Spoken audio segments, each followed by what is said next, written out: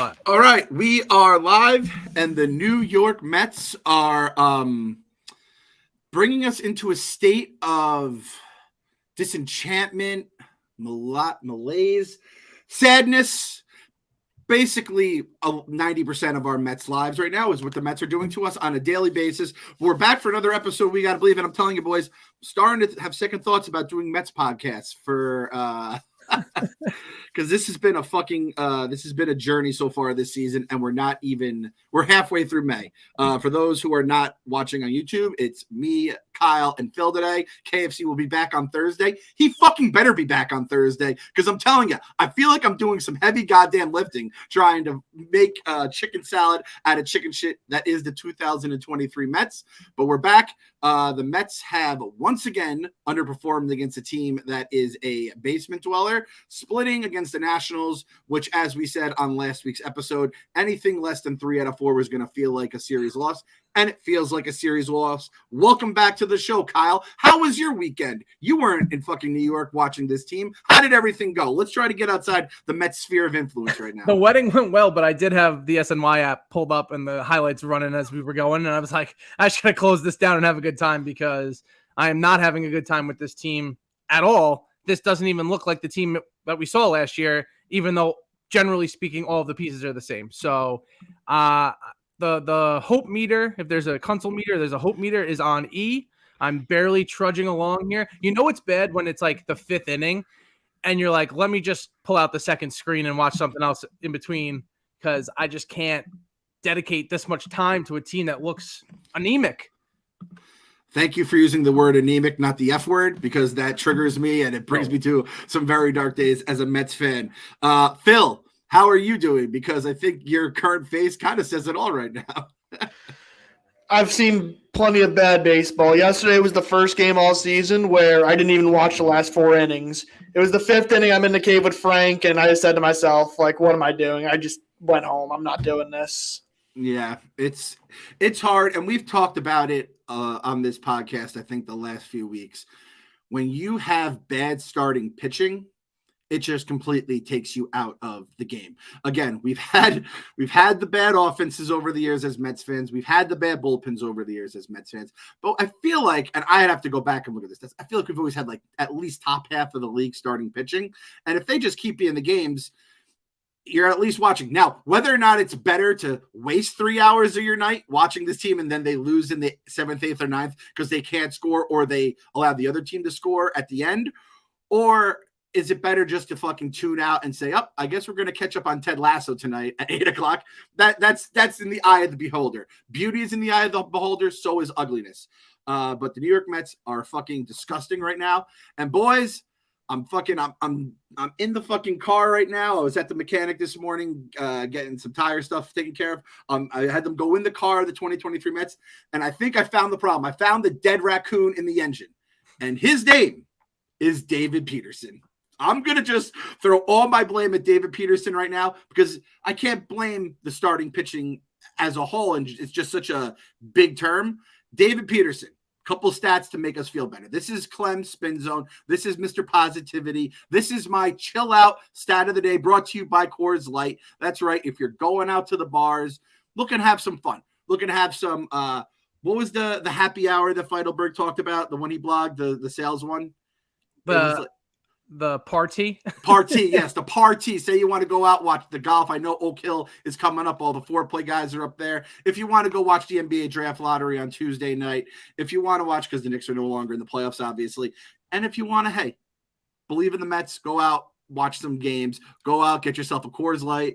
Make sure you're drinking Coors Light, though, because you're going to need to chill, because you're probably going to be angry by the end of the first inning when we allow yet another run, because Coors Light is cold lagered, cold filtered, and cold packaged. It's literally made to chill, crisp and refreshing as the Colorado Rockies. So pair your plans with an ice-cold Coors Light, the beer that's keeping New York chill. Get Coors Light delivered straight to your door with Drizly or Instacart by going to CoorsLight.com/believe. Celebrate responsibly. Coors Brewing Company, Golden, Colorado. Not only that, we're going to have Coors Light. We're going to be going out, and hopefully we're going to have some Mets fans going out as well next Tuesday. May 23rd. We're going out to the bar. Mets Cubs watch party. What's the name of the bar? Mad? Fifth and Mad. Fifth and Mad. And I'd love to promote Mets Cubs. The Cubs are the surprising team. The Mets are, what they were last year. Let's be honest, that's not the case. Maybe the Mets bounce back. Maybe they don't. But it's also dozen week, so I'm going to be recruiting whoever I can in the office to get out there. I've already told my ZD brother, Eddie. I don't think the Chicago guys are going to be out. I think they're eliminated from the tournament. But we're going to have, Eddie's a Cub.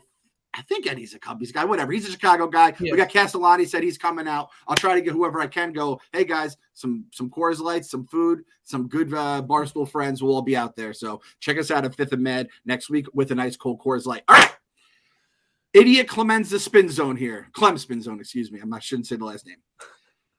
The Mets are 21-15 in games David Peterson doesn't start. Boom! Boys, how are we feeling? Do we feel a little bit better? Do we feel at least like 1% better right now? Well, Phil, be honest with me. He's going to be sent down in AAA, but you know who's going to take his rotation spot? The guy that we thought was out for the season a month ago, Cookie. I never thought I'd be happy to see him. Maybe he was all ploy. Just make David Peterson so bad we're happy to see Cookie. I don't know.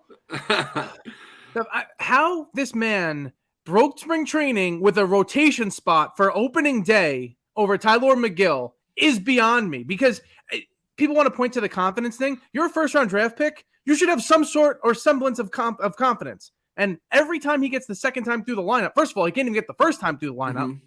So you'd think that he would adjust somewhat the second time through, and he just can't do it. If you can't navigate a lineup, I'm sorry, you're not a starter. If you want to make him a reliever, throw him in the bullpen, whatever it is, like this experiment is over as far as I'm concerned. Yeah, I think the wilt is off of the David Peterson rose. We have reached, okay, so Kyle, you said the hope meter. I actually like the hope meter. I think we should maybe institute the hope meter, because the Kunzel meter, it means it's a very bad thing. And I don't even know if Kevin even allows the C word anymore during the Cohen era, but I feel like we need the hope meter. I think with Peterson, we're at the Mats meter. And 1 through 5, obviously we go with the ball scale, 1 through 5, with 1 being like, all right, he's David Peterson from last year, looks good. He's a lefty. He's going to get better as the year goes on. 5 is he's straight up Sven Matz, absolute garbage. If I see him on the mound, I'm turning the channel off and going to go throw up in my toilet. Where do we rank David Peterson on the Mats meter right now, 1 through 5? -5. +5, Phil. That's 5. That's a 5. Okay. I'm a 5. I'm Kunzeling David Peterson. Kunzel the Peterson for the rest of the season. I hate that it's Phil's guy and we're burying him like this. He's not my guy anymore. He stopped being my guy after the start in LA. So, because ironically his last win, where he gave up 6 runs. He won that game. That was his. Yeah, that's his only win of the season, where he gave up 6 innings pitched, 6 earned runs, and 3 homers. That's it. Okay, so again, the Mets are 21-15 in games David Peterson doesn't start. Another spin zone is, I was saying it on the group chat, Joey Lucchesi came up, didn't even get the game up, had his, struggles, started a game, and then when by the time the game was finished due to the delay, he was no longer on the team. The Mets were 13-7 before Joey Fuego showed up. Everything went to hell there. He is no longer here. So maybe it was the curse of Joey Fuego, because let's remember, 2021 he was on the team. We know how 2021 ended. He wasn't on the team in 22. He was recovering. We had won 101 games. He comes back up. We go from 13-7 to 4th place. That's my next spin zone. I don't really believe in that one as much. Nonetheless, back to Peterson, 8.08 ERA, 329 batting average against, 25%. I think One Shining Mets had this one or something. 25% of runs allowed this season are in David Peterson starts. That's fucking bananas, boys. Well, One Shining Mets compared him to Stan Musial. DJ Short compared hitters versus Peterson to Vlad Guerrero. I compared it to Shohei. So hitters versus David Peterson are in great company. Let's just say that. Yes, that's fucking disgusting, man. They turn into Musial, Guerrero, and Shohei. So listen, and I'm not going to blame one out of the 5 guys when all 5 guys haven't been carrying their weight, or at least Justin Verlander, I think, has showed the fuck up. So shout out to him. He's the only guy who's made 2 starts. So you know what? If that's our one good thing, I just want to say this about starting rotation. If it feels like it's been bad, I'm on StatHead. Worst ERAs in Mets history by team. 1962, obviously, 5.04. 2017, 5.01. I'm not counting 2020. 3 is this team at 4.69. Wow. That's third worst pitching team so far in Mets history as of now. Third worst. So that's why it feels that way. We were going on 8 straight games of them letting up a run in the first inning and not scoring themselves. I think at one point it was 36-5. We were being outscored. Like, it's unfathomable that before the season started, we were a top 5 rotation, and not a single one of these guys can get through 5 innings. Even Scherzer, his last start, he looked good, but we're putting it on a scale of, he threw 5 innings. Like, the fact that pitchers today can't throw 6 fucking innings while at the same time not striking out 10. Like, you know how hard that is? It's not even like they're throwing a lot of pitches to strike somebody out. It's to the point where it feels honestly impressive with like some of the numbers that they're pumping out. Now, again, Scherzer went from a 5.56 ERA to a 4.88 ERA based on his start again against the Nationals. 5 innings, 1 earned, 6 strikeouts. The strikeouts with Scherzer, I'm like, if he's finishing guys off, because I feel like that's going to be a problem. He looked good. I'll say that he looked good, but it's also the Nationals, so exactly. And you never know when the next neck issue or bone. His injury things as a 38-year-old are very concerning. We knew that going into the season. Verlander's been great. Healthy Max Scherzer, though. It's like you get Verlander, he's good. Healthy Max Scherzer is back. Kodai figures it out. I feel like it's like when you're trying to convince yourself your team's going to come back from a 3-1 deficit or a 3-0 deficit, right? It's like, all right, you get Verlander. Max is fucking good again. Senga turns it on, and then hey, McGill showed us some stuff, and then if Cookie or Quintana come back, and it's like this is the dumb fan mindset. Now, all that being said, 21-15 without David Peterson, I'm just going to throw this all on him. I feel like Frank, or I'm just going to blame everything that has happened bad to this team on one fucking poor person. Darren Ruff, shout out to him. He just got picked up by the Brewers. Picked up by the Brewers. We play the Brewers in late June, so that's going to be a good series. All this being said, the offense has not been great either. And I've been trying to, throw it on the starting pitching because, Phil just said the stats there. Third worst in team history as of right now. A couple stats I have here. 50-plus innings without a home run. That's just fucking disgusting. And there was like 3 times where I thought they were gone during this last series. McNeil had one. I was like, oh, there we go. We needed that. Not happening. This was another One Shining Mets. One Shining Mets has been pumping out some great stats. I got to shout them out. Since the Mets were 14-7 on April 21st, their WRC plus, which again, this is a stat that Phil has used, where 100 is basically an average player. This is where the Mets batters have been. Canna is a 90. Alonso 81, Lindor 74, Pham 68, McNeil 65, Marte 48, and our boy sweet Louis Guillorme 21. And again, is it because the offense is pressing because they're down 5-0 by the 3rd inning every game, or is it because the offense is just regressing? They're not good. They're slumping. I don't know. It's a stupid sport that we care too much about on a game-to-game, inning-to-inning, pitch-to-pitch basis, but that's bad. That's actually bad there. Phil, do you have any other kind of stats or takes on all this kind of nonsense going on? I really don't, just because yes, we talk about the lack of power, like going into the season, and they aren't even hitting singles either. It's like they aren't scoring runs in any way. Yep. Like look at England Door's like 5th in extra base hits or something, and he's still hitting 220s. That's what Pete's hitting the 230s. These guys, maybe they're trying to hit too many home runs. That's in their head, and they're just being bad elsewhere. I just don't know. You have Pete still leading the league in home runs with 13. Yeah. The next closest guy is Lindor with 6, and they have the same amount of RBIs. So it's like when he hits a home run, odds are nobody else is on base. Like last year, they were at least able to maximize the way that they were scoring runs, right? Like you always want to try to say you want 2 guys on base because God knows when we get the bases loaded, we can't fucking hit. So you want to get 2 guys on base and then try to drive them in from there. And it's like every single time something catastrophic. Like look at it yesterday, Alvarez getting picked off back pick from first base as a catcher, number 1. Like, what are you doing? So even when we have these opportunities, which you can't say that we haven't, there's been plenty of times, but the difference between last year and this year is last year, it just seems like they always came up clutch. And we said it then too, this is a special team. This team's different because a lot of teams don't do that. And now we're seeing it because we're not doing it. Yeah. And I just want to say, when it comes to players on this team, I tweeted out yesterday, there's 26 guys on this roster. There's maybe 3 of them or 4 of them I could say that have played up to their standards. It's Nemo, and Drew Smith, Ottavino, and Robertson, who just never get leads to pitch with. Like, Yeah. But Edwin Diaz cares is whatever in the World Baseball Classic. We're sitting here, it's like, damn, it's going to be a brutal loss for our team. How are we going to overcome this? We can't even get leads to the bullpen anyway, so it doesn't even matter. I wish I could go back to that podcast, when the emergency podcast we had, and be like, guys, trust me, you're not really going to miss Diaz all that much. And it would be like the sick monkey paw, like from a certain point of view, Obi-Wan Kenobi shit, where it's like, oh, it's because we fucking stink and never get a lead. That wouldn't even enter our minds, right? If someone told you, they would be like, oh, is it because we don't have the lead in the ninth? The way the team was last year compared to where it is this year, it's two different teams altogether. And I tweeted it out the other day, and I there was like a legit part of me. It was on, when was that rain out? Was that Sunday? Was that Mother's Day? No, Saturday. Saturday. And they showed the 2022 Mets yearbook was the one that they showed during the rain delay. And I'm like, now watch this team, everyone.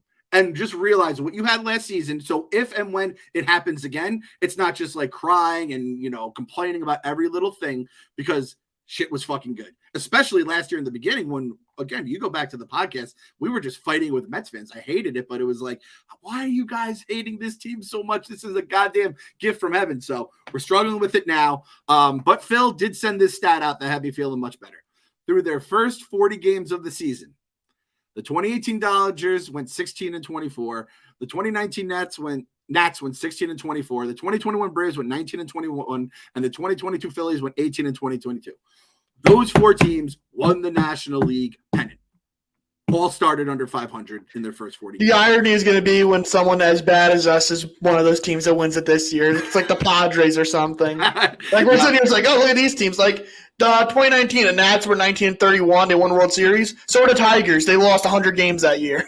Yeah, exactly. So, and I think KFC replied to that and was like, did any of those teams have like the worst pitching in baseball as starting pitching in baseball? It's like, no, like the Nats had like a comically hilariously bad bullpen. Second worst bullpen in the league. But it's not like the one thing I can rest my hat on, and granted, there is like faults in the debate.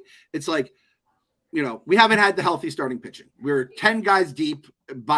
After a month, we were on our 10th starting pitcher. That's not the way that any team's going to win. Now it's because we have these older pitchers that are injury prone. You have Scherzer, you have Cookie, you have Verlander, you have Quintana. All those guys have missed plenty of time. I think it was like 11 of our 46 games or something have been started by our actual starting our rotation on opening day, right? So it's kind of the chicken or the egg thing. I see both sides of it, but there's none of these guys are out for the season out of now, other than Quintana, who I think is actually dead. The other guys, Cookie's coming back, Scherzer's back and looked good his last game. So I honestly think there's hope. Now, listen, if you want to tell me there's no hope, why the fuck do you watch baseball right now? If you're going to give up hope in May 16th, I honestly don't understand why you follow this stupid, idiotic sport.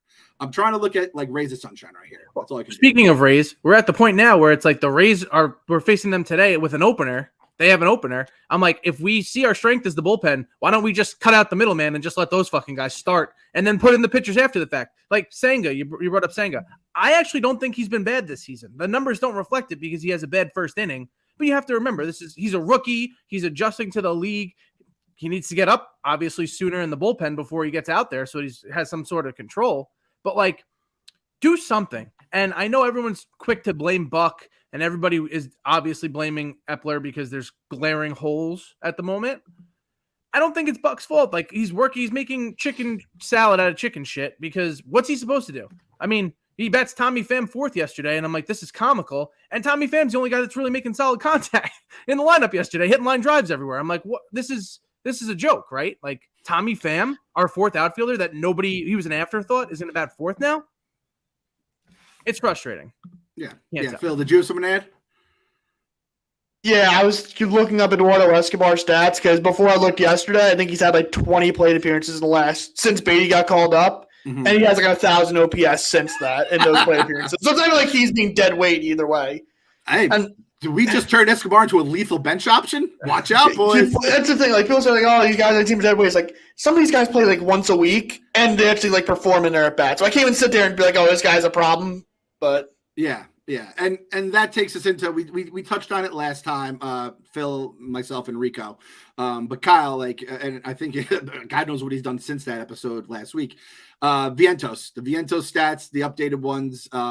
He has 36 home runs on May 15th. He has 12 home runs, batting 330. His splits 331, 416, 676. So OPS is over 1,000. 12 home runs, 35 RBIs, 167 WRC plus there, and his AAA numbers is 39 home runs in 149 games. Is that right? He's almost played a full season down there. It's like over 600 plate appearances. And we can talk about, yes, he deserves to be here, but we saw them bring up Alvarez after the injury. That replaced one dud. Saw them call up Beatty with Escobar batting like in the below 100. That's one dud. That hasn't changed anything. If Vientos comes up and hits good, it still might that's not even change anything. But I'd like to see him up. Yeah, Kyle, what are your thoughts on Vientos? That was the one thing where I snapped on Buck yesterday. They asked him about him, and it's just abundantly clear that he doesn't like this guy's game. Like, he doesn't see him as a major leaguer. He saw his at-bats last year, and he sucked last year when they brought him up, obviously. But he's, like, making jokes about, oh, he needs to get reps at third base, so it's a good thing Beatty's up. And it's like, dude, you can't do that when nobody else is hitting the baseball, and him and Mauricio are tearing it up. And I'm not saying to bring them up right at this moment, but what more does he really have to show? Mm-hmm. And is he going to lose, Phil, do you know, is he going to lose service time if they bring him up at this point? He's not even a prospect you do the service time manipulation, which is a first baseman. The only thing I can think of is that Buck truly believes he's going to get exposed again and he's going to lose any type of trade value. And if that's the case, great, trade the guy and go get somebody else then. Yeah. And Buck did this before Beatty got called up, where we found out before that game in Oakland, Beatty was coming up, and Buck just downplayed it. And the next day, Tim Castro had season-ending back spasms, I guess. It's just by pinch running. He's tearing it up in the minors, hitting home runs. They have to call him up at some point. He may lose his job. Yeah. Wait, is Castro back, or is he dead? He's home runs in the minors. He's on day 16 of a 20-day rehab assignment. My happiness with the Mets season, I feel like it disappeared when the Castro disappeared. I don't know what day that was, but it was, again, we were talking about how we lost Gore, and it's like, this guy's even better than him. And Jankowski, again, us Mets fans, it's usually like the 25th guy that we fall in love with instead of the stars who are the ones that people are saying trade, cut him, he's a fucking bum, and they're booing him during the games. Where are you at on Vientos? So remember, before the season started, I was like, Vientos is my guy. I'm just blindly going in on him. I don't think it's going to it's going to win us games. I'm getting to the point where it's like, it can't hurt, but I don't want to hurt the trade. The trade value thing is very real. And I feel like maybe there's a chance he comes up again and this time he rakes. But it's like, I feel like all the other guys that we brought up have come up and adjusted like every rookie should. And I know people are like, Senga is 30. He's not a rookie. He's playing with a different ball, a different mound on a much different level. On a different country. A different country. The people who say that, it's like, you are such a fucking hardo if you just say Senga has nothing to fucking, he's just a 30-year-old. Just because of his age, he should be like going out and dominating. I think that's craziness. So with Vientos, at this point, if they call him up, I'm like, fuck it. Like, see what sticks. I do feel like probably the front office is probably looking at all the same shit and being like, all right, first thing, David Peterson doesn't start another game the rest of the season. He can't. Second thing, we get guys healthy. Third, see if the offense hits when they're not down 3-0 by the end of the second. And if not, Vientos is the first guy who's getting called up from Syracuse to New York. And it's like, usually the injuries, I hate to say it, like knock on wood doesn't happen, but I feel like usually an injury happens. Like, that's how we got Beatty up, right? It's like, that's Tim Castro's back spasms a day after pinch running. Yeah, exactly. I feel like we've been working overtime with the fake injuries and stuff like that, which, by the way, that son of a bitch, was it Brian McCann who wanted to had the anal fissures as his AJ Przinsky. Yep, other unlikable catcher from the Braves, wanted to have anal fissures, and I feel like that was a shot at the Mets, even though I don't even know if the Kaz Matsui anal fissures live in lore like they do for Mets fans. So if the Mets bring up, if you see the thing come across the Twitter saying Mets bring up Vientos, you're happy and you're like, fuck it, let's let it work. And if the trade value gets fucked up, it gets fucked up. I don't even know if he has trade value. He's a DH type bat. That's fair. I don't think those guys have any actual trade value to begin with. I think that it's just more so if you're going to get like a team that's struggling that needs a little bit of pop, or a team that is just looking for bench depth. That's not us right now. We're looking for a prayer So like, that's the only way you move him. Yeah. And the reason they didn't trade him at the deadline last year was because they were fearful that he was going to come up and make them look stupid on another team. But it's like you have PTSD from Pete Crow Armstrong. Now it's just you have to keep this guy in AAA forever. Yeah. Oh yeah. That's Kalenic is putting up MVP numbers, so it's in 5 years. Yeah. And that's the thing with Vientos too. It's like he's a little bit older than those guys. So that's the other thing that's kind of a head scratcher where it's like you're pulling up this 21-year-old catcher in a premier position. Yeah. Like then you got him sitting there and all he has to do is hit. So I don't know. It's very difficult for me to wrap my head around why he's not up. And then like the biggest criticism against Vogelbach is it's like you're a designated hitter, hit the fucking ball. Don't get on base, which I think there's value in, but at the same point, I understand. Like get a guy that hits doubles, home runs, all this kind of shit. And if Vientos does do that, it does kind of change maybe the way. All it takes is one home run. We know how stupid this game is, and then you have the butt celebration. Everyone's fucking vibing, feeling good. So I mean, at this point, it's like you said, Phil. It's not like we're going to be like, oh, man, if we didn't take Vientos up, we could have gotten Shohei straight up for him for the rest of the season. That's not going to happen. They know who he is. He's not even like a top 100 prospect either. It's not like he has like good value league wide. Yeah. So, and he's a righty. So it's like, I don't know. It's just, it feels like you're going to be, it mixes it up where you have Vogelbach from the left side. You're not going to just play this guy versus lefties. But if you're going to bring him up, like at this point, who gives a fuck? Because I'm like losing faith and interest in this team by the minute. Also, what if AAA pitching in Syracuse is just like really, really bad? Like, the Syracuse Mets are averaging like 8 runs a game or something, and they're like under 500. Like, what if the pitching in that league is just like beer league softball?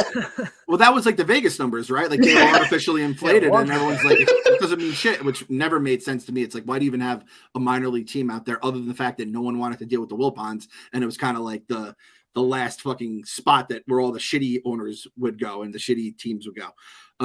So that's a fair point. Yeah, the Mauricio is like, it's like we're playing in like Colorado in like the 90s at this point. It feels out there. It's like every day these guys are just murdering baseballs. And I'd like to point out for everyone saying they're done with Vogelbach, like he was hitting 270 like the last week. So he's like, still a good hitter. It's just they need more. If they had a lineup full of Vogelbachs, they'd probably be a better team. Right. We're also not used to the designated hitter. I wonder if American League, fans of American League teams are just like, oh no, sometimes you DH that just does this. Sometimes you have a guy that rakes, like Cecil Fielder or something. I have no idea. This is all kind of new for me. I kind of wish the fucking DH was dead again. We thought it was going to be the savior with Dom and Pete, and turns out not so much. But on brighter news, we're facing the Tampa Bay Rays, who, I mean, the Rays are usually, growing up, they were always a bad team. They must not be very good, right? The Tampa Bay Rays, 31-11 coming in, and this does feel like Jon Snow taking out the sword against the like horde of horses coming up. But sometimes this team does, or at least it used to, when they were an actual team, answer the bell.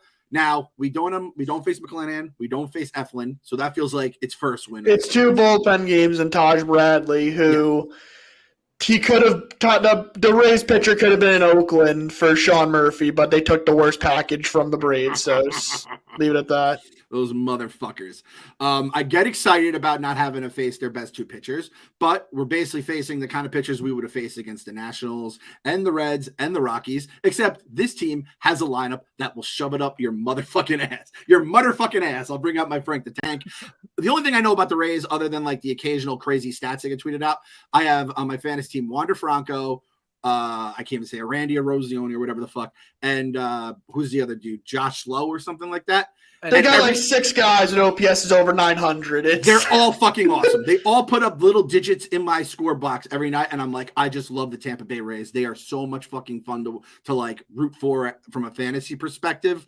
Is there anything? I feel like they've cooled down just like a little bit because you can't go like undefeated like they were. They're still just matching the fuck out of them. I mean, they split a series versus the Yankees and lost a series to Baltimore. Maybe they lose to us, or maybe we just lose to them as usual. Our last series win was against the Dodgers, so they're gonna show up. That's the thing that like, not that it's even gonna draw anybody back in at this point, but it's just like just enough that you don't want to jump off the bridge just quite yet because they're gonna be like, oh look, They can play with the good teams. They just can't beat literally anybody else. Exactly. If you take 2 out of 3 versus the Rays, I'll sit there and be like, you know what? You play up and down your competition. You're going to beat this kind of team. I'll accept that. If you lose to the Rays, it's like, nope, you're just a bad team. I don't care anymore. The problem I think we're going to run into, too, is like the Reds did the bullpen game, and like their bullpen just so happened to have a 3 ERA compared to their starting pitchers having a 6 ERA. And like we have a hard enough time hitting one pitcher for 4 innings. Getting a new guy every single inning seems like a death sentence to us every single time. Yeah, because the Rays just generate pitchers that have like 20-man pitching staffs. All of them throw like 3,000 spin rate RPMs, whatever the fuck you want to call it. Yes. Yep. And with all this being said, and all the crying we've had on the podcast, on Twitter, and all this kind of stuff, the Mets are a half game out of the fucking wild card. So it's like, it drives you crazy. It's not been pretty. And is there a chance that at the end of the season, this team in the standings, we're going back being like, man, that fucking week, 2 weeks, whatever it was in May is what killed this team? Maybe. But again, there was nothing in those series that I'm like, oh, this team is better. This Mets team is better than that team that, no one thinks is very good. So it's like, you got to play who you play, win some fucking games, and shut the fuck up and just like keep it going. I don't know what else to say as a baseball fan that has to do a podcast twice a week about a team that just doesn't compete for half their games, but it is what it is. I'm excited to watch the Rays play, I guess. I don't really, when they're playing the Yankees and shit, sometimes I'll like flip over and be like, oh, okay, like let's see some Rays stuff. But other than that, like they just have to show the fuck up. Now, and that's the thing. Our pitchers, we have Verlander pitching today. So Justin Verlander trying to save the season for his 3rd time in his Mets tenure already. Senga tomorrow, McGill Thursday, 1:00 game again against Beeks, TBD, and Fleming. Oh, a Fleming. We got a Fleming on the mound. Fleming versus the Mets Thursday. On a day game, Phil. My God. Good luck going into the gambling cave that day. Shameless old Fleming. Maybe the Fleming curse does a good thing for us. Maybe that's how we beat the Fleming curse. We beat Fleming. Yeah, he flips it all around. I'm looking here right now, too, and this is on ESPN where I don't know what they use. Tickets as low as $5, $4, and $3 right now for the game. So get your Game Time app, promo code. What can we use? MMB, Robbie. I don't know which one Robbie's is, but I'll shout him out because we don't have one here and we got to believe right now. But all things considered, like, so we get 3 against the Rays, and then the Cleveland series is coming up. And I think Cleveland's kind of dealing with the same stuff we're dealing with. The Guardians are 30th in the league in home runs. It was 29th, the Washington Nationals. So, and where are we on that list? We have to be. I think we're like 19th or something. Last I checked. Okay, and that's with a 50-inning homerless streak going on. So let me actually look at that. It's not complete shit right now. Andres Jimenez, 234 batting average, 3 home runs, 9 RBI. Every Guardians fan I know hates Ahmed Rosario. Like he's the Darren Ruff of their team. And the Mets. Oh no, the Mets are 22nd in home runs, which better than I thought. That's because of Pete. He's literally the entire team on his back. He leads the league in home runs. When Lindor has plays like he had yesterday, a little spinorama up the middle, I'm like, I don't care what anyone says. Thank God Ahmad Rosario is not the one trying to make those plays, if he could even get to the ball, right?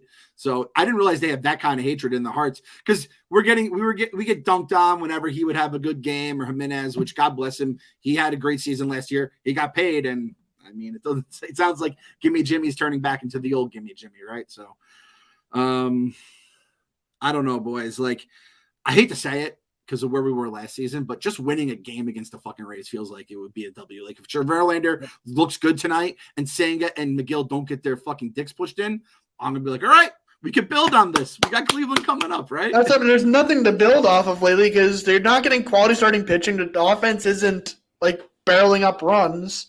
What's probably going to happen tonight is Verlander's probably going to win us a game 3-2. We'll sit there and be like, okay, we got a good quality start. And then the next 2 days, it's probably like 8-0 and 12-1 or something. There's, like you just said, there's nothing to build off of. So there's never any like glimmer of hope. The second you're like, okay, like Starling Marte was a 300 hitter last year. He's hitting 240. It's like, okay, maybe he's going to turn it around. And then the next game, it's complete dud. And you're like, well, I guess that didn't happen. We just got outscored 8-1. So as much as I hate this team right now, it's also like, I have to just pull back a little bit to say maybe in August, it's a completely different team. That's all you can really hope for. The only problem is like the Phillies had such a bad start last season. They could hit the ball. Like there was an Yeah. offense there. We have nothing to hang our hat on in that realm, and our starting pitching sucks. So like the two together spell disaster unless this team looks dramatically different in August. And look, I pulled up the Braves in 2021. They didn't reach 500 at any point in the year until August 5th. Yes. Like you can be absolutely miserable for like 5 months of the year and still win a World Series. That is the saving grace. Big T wanted to trade Freddie Freeman at the trade deadline because he's like, they're going nowhere. That is the only thing that could save you. Yeah. So the Mets may be all right. Are the fans that may not make it to August, right? Like we might all be jumping off of bridges together, but the team might then get hot from August on. And like this team is not going to be a seller under Cohen. Like at this point, like you can't even have to sell. Yeah, exactly. Yeah, exactly. So it's like he's all in, and he's gonna keep throwing money probably at the problem, and it's not gonna hopefully spiral out of control like some crazy bad, like the bad Steinbrenner years. But I think again, gotta believe. I don't know, boys. Gotta believe. Gotta believe.